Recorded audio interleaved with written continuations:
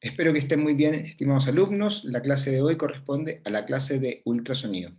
El ultrasonido es una de las herramientas usadas hace muchísimos años en la terapia musculoesquelética, así como en otras áreas como la vereda dermatofuncional y la vereda de rehabilitación neurológica.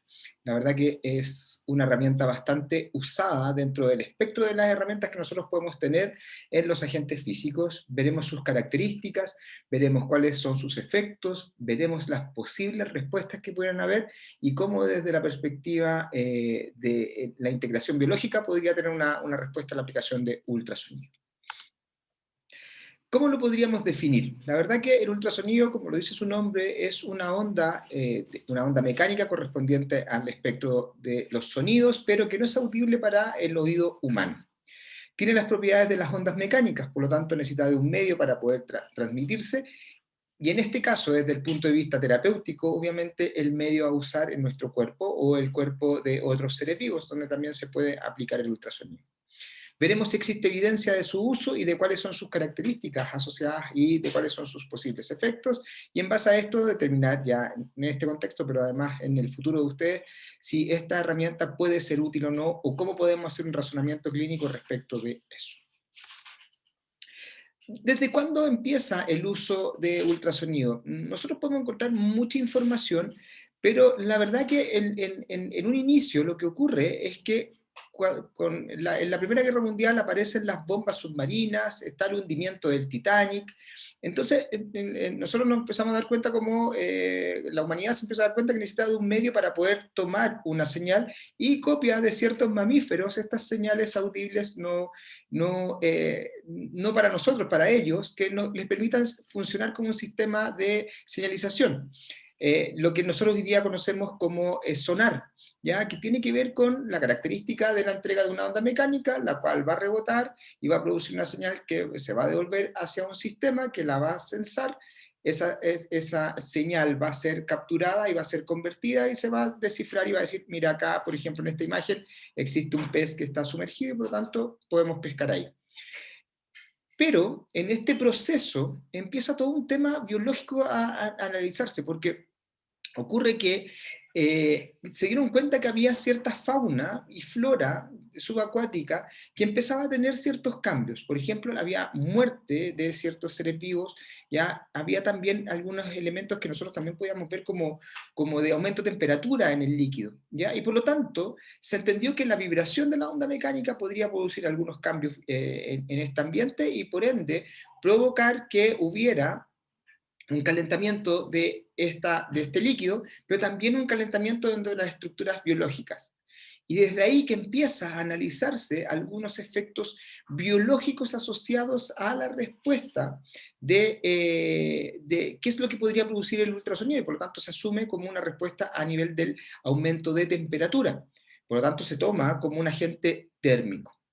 Polman en el año 1939 define que el ultrasonido va a tener efectos, además de producir calentamiento, de una respuesta antiinflamatoria. Y de ahí nace todo un concepto de que el ultrasonido es un antiinflamatorio, pero si nosotros vemos y definimos las cosas que produce el ultrasonido, la verdad que deberían quedar varias dudas de eso y definitivamente no poder definirlo de esa manera, porque el ultrasonido, los efectos que da en nuestro cuerpo es de producir respuestas inflamatorias para poder potenciar una respuesta reparatoria. Por lo tanto, desde esa línea es interesante entender que el ultrasonido no es un antiinflamatorio, sino que es un promotor de la respuesta reparatoria porque inflama los tejidos. Esa inflamación puede ser importante, puede ser mayor o menor, depende de los parámetros, pero normalmente lo que se observa es que dentro del proceso de reparación, tanto en la etapa inflamatoria, proliferativa como remodelativa, puede producir algunos marcadores biológicos, los cuales pudiera potenciar y poder apoyar a cada una de estas etapas.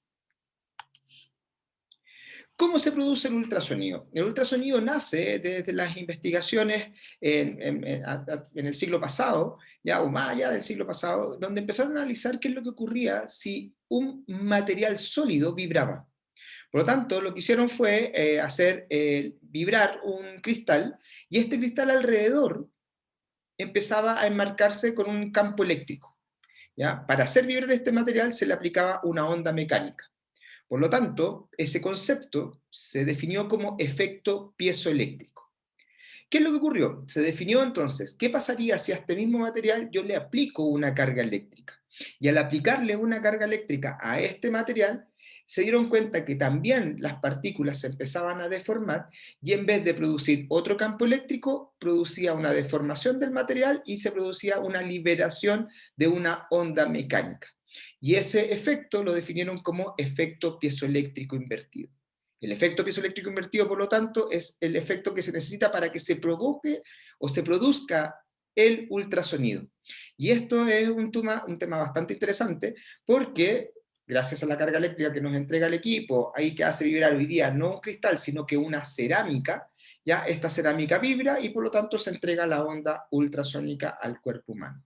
Pero también podría ser interesante que nosotros entregamos una onda mecánica, por lo tanto, al entregar una onda mecánica, esta se va a interponer con diferentes tejidos. Y por ejemplo, en el hueso, podría también producir un efecto de vibración en el hueso, dependiente de la cantidad de energía, un efecto de vibración en el hueso que como sólido podría vibrar y podría crear un campo ya eléctrico alrededor de este tejido óseo. Algunos han hipotetizado que es la forma como el ultrasonido podría ayudar a la reparación del tejido óseo. Es que el ultrasonido cree un efecto piezoeléctrico en el hueso para atraer calcio y que se promueva la respuesta reparatoria de este.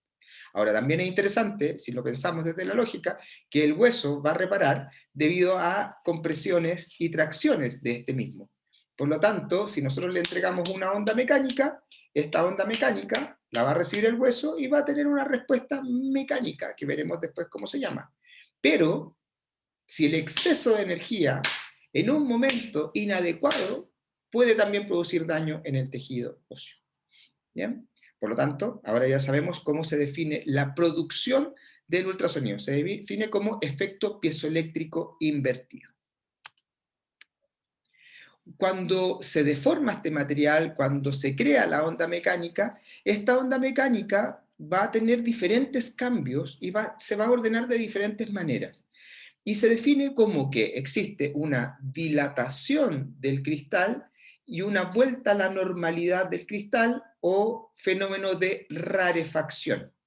Por lo tanto, cuando se dilata el material, se produce una onda mecánica que tiene una característica de ser compresiva sobre el medio. Por lo tanto, cuando el material se dilata, se habla de compresión, y cuando el material vuelve a su condición normal, se define como rarefacción. Por lo tanto, ya no es un ambiente comprimido, sino que es un ambiente más laxo desde el punto de vista de la presión que ejercía la onda mecánica. Cuando esto ocurre muchas veces por segundo, como veremos más adelante, se pueden formar ciertas burbujas o efectos compresivos en el material y por lo tanto esto podemos, como podemos ver en esta imagen, crear un ambiente que se empieza a comprimir y producir que a nivel celular se den ciertos fenómenos cuando pasa la onda ultrasónica por esos materiales. ¿Bien? Por lo tanto, si nosotros observamos el ultrasonido en un material que esté estable, podríamos ver que en un momento el material se comprime, en otro momento no está comprimido, en otro momento vuelve a comprimirse y deja de comprimirse. Y por lo tanto, esa forma de función que tiene el ultrasonido es la que va a producir ciertos efectos a nivel de los tejidos. ¿Qué ocurre? Hay un punto y una característica que es bastante importante que tiene relación con la capacidad de penetración de la onda ultrasónica. Nosotros sabemos que a mayor frecuencia, ¿ya? Teóricamente, lo que conocemos de física es que a mayor frecuencia existe mayor penetración de cualquier onda. Pero, ¿qué pasa en nuestro cuerpo? En nuestro cuerpo, cuando la onda tiene una onda mecánica, tiene una mayor frecuencia, hay tejidos que son ricos en colágeno en nuestro cuerpo, que son la mayoría en realidad. La piel, el tejido subcutáneo, el músculo, el hueso, la fascia, ya son tejidos que son bastante ricos en colágeno. Por lo tanto, cuando la frecuencia es más grande, ¿ya? Este tejido rico en colágeno se hace más susceptible a absorber la onda ultrasónica. Por lo tanto, si la onda ultrasónica quería atravesar esta cantidad de capas, si ésta la absorbe mucho, va a ser menos la energía, va a ser menos la energía y por lo tanto va a penetrar menos. Cuando la onda ultrasónica tiene una frecuencia más baja, el colágeno que está contenido en esos mismos tejidos va a tener menos coeficiente de absorción. Por lo tanto, va a absorber menos y va a poder penetrar más. Es por eso que cuando nosotros comparamos, en este caso 3,3 MHz, que aparece en la bibliografía de la señora Michelle Cameron, ¿ya? Pero que normalmente podemos encontrar a 3 MHz versus 1 MHz de frecuencia de ultrasonido, vemos que se define con que 3 MHz es más superficial y 1 MHz es más profundo. Por lo tanto, si yo quiero tratar un tejido superficial, debería elegir 3 MHz, y si yo quisiera tratar un tejido más profundo, debería elegir 1 MHz. De ahí que nosotros ya podemos tomar una variable dentro de los elementos que podemos manejar en la aplicación de ultrasonido. ¿Con qué se aplica el ultrasonido? Con algo que se llama transductor, o que acá en Chile conocemos como cabezal, y que es el que contiene la cerámica, que hoy día normalmente es una cerámica, pero que antiguamente era un cristal. Ahora, ¿qué es lo que se entrega? ¿Cómo es la forma de energía? Es una onda mecánica que tiene una intensidad. Y esta intensidad se define como la potencia entregada por el equipo por unidad de área del cabezal. O sea, la unidad de medida es watts por centímetro cuadrado. El límite que se ha establecido a nivel internacional para la aplicación de ultrasonido terapéutico, que es el que usamos los terapistas físicos, kinesiólogos, fisioterapeutas, ¿ya? Corresponde a 3 watts por centímetro cuadrado. De hecho, hay equipos que cuando uno modifica otros parámetros ni siquiera alcanzan los 3 watts, sino que tienen como límite 2 watts. Por lo tanto, este es un punto importante a reconocer. No podríamos aplicar más energía. ¿Y por qué no puede ser aplicada más energía? Porque quizás provocamos un exceso de energía en un tejido y eso puede provocar daño en este. En el cabezal del ultrasonido nosotros vamos a ver que la corriente eléctrica va a deformar el cristal que podría estar contenido adentro de esta estructurita que está acá. Ese va a vibrar y va a entregar la onda ultrasónica, que va a tener esta forma. Más o menos una cosa un poco deforme, en donde hay zonas que tienen mayor intensidad de energía y zonas donde hay menor intensidad de energía. Esos elementos se conocen como el SP, el Peak Special, el Special Peak Intensity, o el pico espacial de intensidad, y el SAI, o Special Average Intensity. ¿Ya? ¿A qué corresponde el SP? Cuando nosotros vemos la vibración de la onda ultrasónica, vemos que en algún momento va a haber una mayor carga de energía. Esa mayor carga de energía es porque el ultrasonido o la cerámica del cristal no tiene una uniformidad completa, no es algo liso, fino, sin ningún tipo de porosidad ni nada. Por lo tanto, va a haber zonas donde se va a proyectar mayor cantidad de energía. A eso corresponde el SPI, a la cantidad o pic de energía que está presente en el cabezal de ultrasonido. Y el SAI, o Special Average Intensity, corresponde al promedio de esa energía, cómo las ondas se determinan. ¿Cuál es la importancia de estos dos datos? Es que ambos nos entregan algo que se llama el BNR, o sea, el Bit No Uniformity Radio, la razón de no uniformidad del haz. ¿Qué significa eso? Significa la calidad que nosotros podemos encontrar de nuestro equipo de ultrasonido, y eso lo veremos en la siguiente diapositiva. Cuando nosotros vemos un equipo de ultrasonido, tenemos que ver que lo que nosotros queremos programar para el paciente sea lo más cercano a lo real. Como la onda ultrasónica no cumple con esta uniformidad total, tenemos que siempre considerar el BNR. El BNR, por lo tanto, nos va a determinar que un equipo de más o menos buena calidad tenga entre 2 es pi a 1 psi pi, o sea, una razón de 2 es a 1 en la razón de no uniformidad del haz. Normalmente 5 es a 1, 6 es a 1 es como lo común. ¿Qué significa esto? Que si yo, por ejemplo, elegí en la aplicación de ultrasonido colocarlo a 1 watts por centímetro cuadrado, eso significa que en algún momento, si yo tengo un haz de BNR de 6 es a 1, en algún momento ese watts por centímetro cuadrado va a ser 6 watts. Por lo tanto, vamos a tener una acumulación excesiva de energía. Y la posibilidad de que cuando esa energía se acumule en el paciente pueda producir daño en los tejidos o no cumplir con su función biológica en base a los parámetros que nosotros determinemos. Por eso es tan importante tener claro la calidad de nuestro equipo al momento de elegir. Ahora, si ya nosotros tenemos el equipo, no mucho podemos hacer con el BNR desde la perspectiva de poder modificarlo, pero sí lo que podemos hacer es que terapéuticamente el cabezal de ultrasonido, si los que han tenido alguna experiencia con ultrasonido, se moviliza, cambia de posición. ¿Y para qué se mueve ese haz de ultrasonido? Es para que no se acumulen en el mismo punto estos picos de intensidad que están dados en el cabezal, o sea, los SPI. ¿Ya? Por eso este es un punto que es bastante importante, ¿ya? Para evitar dejar fijo el cabezal de ultrasonido.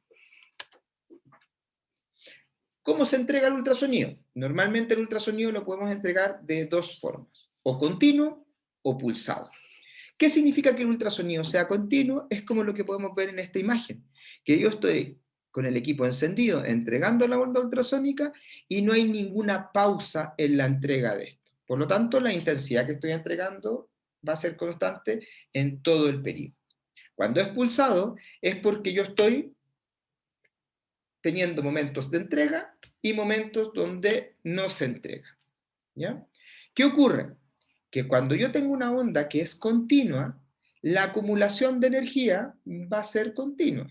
Pero cuando yo tengo un ultrasonido que es pulsado, la onda ultrasónica va a tener un tiempo para que no se acumule la energía mecánica. Por eso se define que normalmente cuando el ultrasonido es pulsado, especialmente en parámetros como veremos más adelante, tiene efectos térmicos bastante mínimos y no considerables. ¿Bien? En cambio, cuando es más cercano a lo continuo, se tiende a asumir que es más bien térmico, pero eso no es completamente real. Para poder determinar eso, tenemos que ver otros parámetros para poder definir si el ultrasonido tiene efectos térmicos o efectos atérmicos, o también conocidos como mecánicos.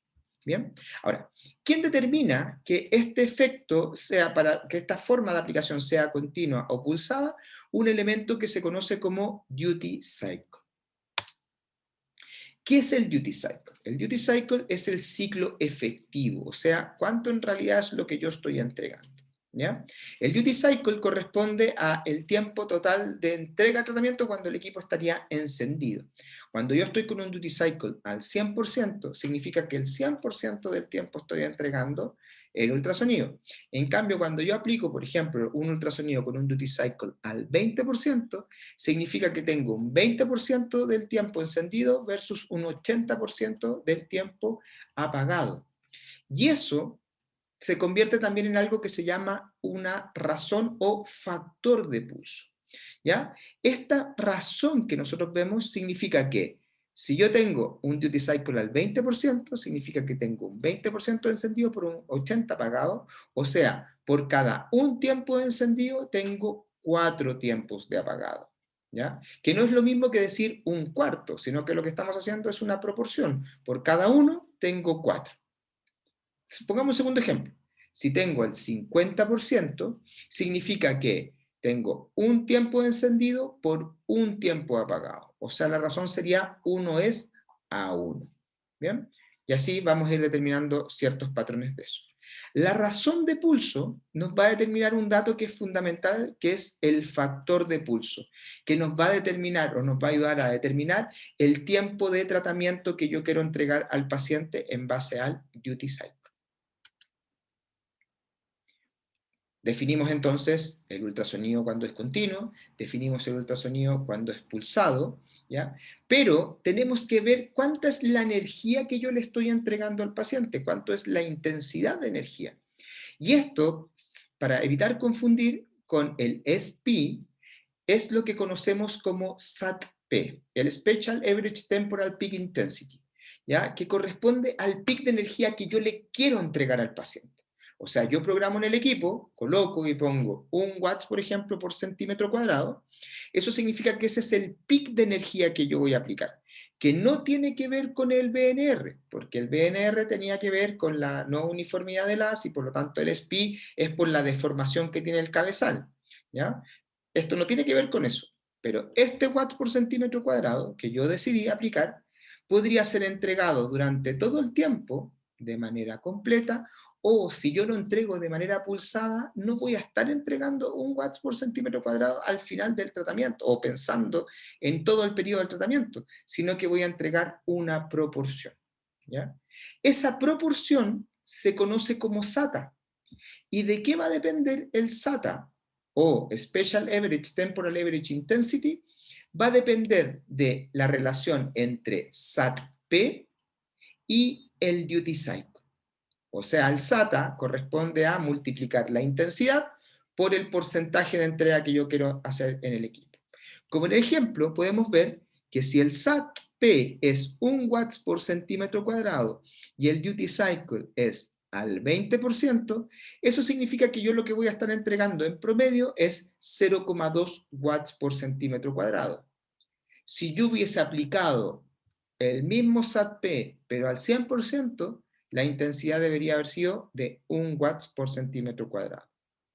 Ahora, yo también podría obtener el mismo SATA, pero modificando el duty cycle y modificando el SAT-P. O sea, si yo aumento el duty cycle, podría disminuir el SAT-P. Y ese dato también es importante que nosotros lo podamos revisar más adelante. ¿Qué es lo importante? Veíamos que existe un dato que es fundamental, que corresponde a que la energía absorbida es la que importa, ¿ya? Si yo entrego cualquier energía y esta energía se disipa, ya no tengo un valor porque biológicamente los tejidos son los que tienen que absorber esta onda. ¿Y qué ocurre? Que nuestro cuerpo, por la proteína que se llama colágeno, es altamente susceptible a la absorción del ultrasonido. El colágeno absorbe mucho la onda ultrasónica y por lo tanto es capaz de poder actuar sobre los tejidos que son ricos en colágeno, por ejemplo, la piel, los tendones, el cartílago podría ser una opción. Vamos a ver si es que eso también es factible de poder llegar al cartílago, el músculo, ¿ya? Y por ejemplo, el tejido óseo, que también tiene una característica de tejido rico en colágeno. Por lo tanto, pareciera ser que nuestro cuerpo pudiera tener un buen actor. El tema es que nosotros podemos encontrarnos con tejidos que sean muy dispares respecto de dónde se encuentra mi tejido objetivo.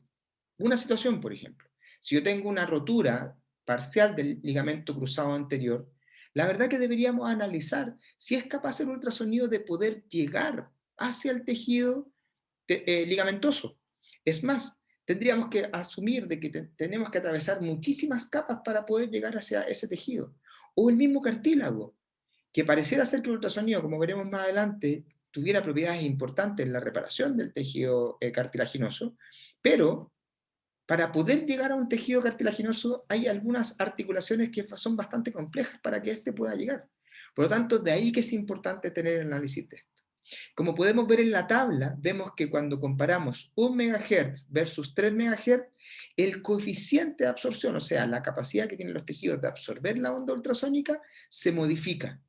Y por eso veíamos que 3 MHz corresponde a un ultrasonido más superficial, porque el coeficiente de absorción en general aumenta. Y como podemos ver en la piel, aumenta mucho si lo comparamos con 1 MHz. Por lo tanto, como se convierte en un gran nivel de absorción, la piel ya va a absorber un poco más de energía. Por lo tanto, si yo quiero llegar a un plano más profundo, posiblemente 3 MHz no me deberían servir, y sí, por ejemplo, podría pensar en 1 MHz, como veríamos luego en la dosificación para nuestros pacientes. Y el último principio que veremos dentro de esta primera parte de los videos de ultrasonido corresponde al ERA. El ERA es el área de radiación efectiva, o Effective Radiation Area, que corresponde a la zona del ultrasonido que es la que contiene el cristal o la cerámica del ultrasonido. Yo podría tener así un cabezal de ultrasonido, pero si tengo una cerámica muy chiquitita, la verdad que la única área que vibraría potentemente sería la del área de la cerámica. Por lo tanto, no sería efectivo. Y por eso se habla de área efectiva de radiación del ultrasonido, porque es donde realmente funciona. Y eso también nos habla de calidad. El ERA normalmente en los equipos es de 1 centímetro cuadrado o de más o menos 5 centímetros cuadrados. ¿Y qué va a determinar la elección del ERA? Posiblemente el tamaño de la zona que nosotros queramos tratar. Si tengo una estructura pequeña, podría elegir un ERA más pequeño. Si yo tuviera una estructura más grande, quisiéramos tal vez elegir, o una zona a tratar más grande, el ERA más grande. Y por lo tanto, eso también nos va a ayudar a determinar algo que veremos en la dosificación de ultrasonido para el cálculo del tiempo de dosis que le tenemos que entregar a nuestro paciente. Por lo tanto, me gustaría que pudiéramos analizar y ver qué es lo que significa el efecto piezoeléctrico invertido, ver qué significa esto, y pensar en el efecto piezoeléctrico. ¿Por qué 1 MHz podría ser más profundo que 3 MHz? ¿Qué diferencia hay entre SPA y SAT-P? Y entonces, ¿qué diferencia habría entre, perdón, qué diferencia hay entre SPI y SAT-P? Ya voy a corregir ahí esa imagen. ¿Y qué diferencia habría entre SAI y SATA? Y si tengo un duty cycle al 20%, ¿qué significa? ¿Ya? Esas preguntas quisiera que las resolviéramos luego en el aula invertida. Espero que esta primera parte les haya quedado claro. Veremos en la segunda parte lo que significa la aplicación de ultrasonido. Espero que estén muy bien, mucho éxito y cuídense mucho.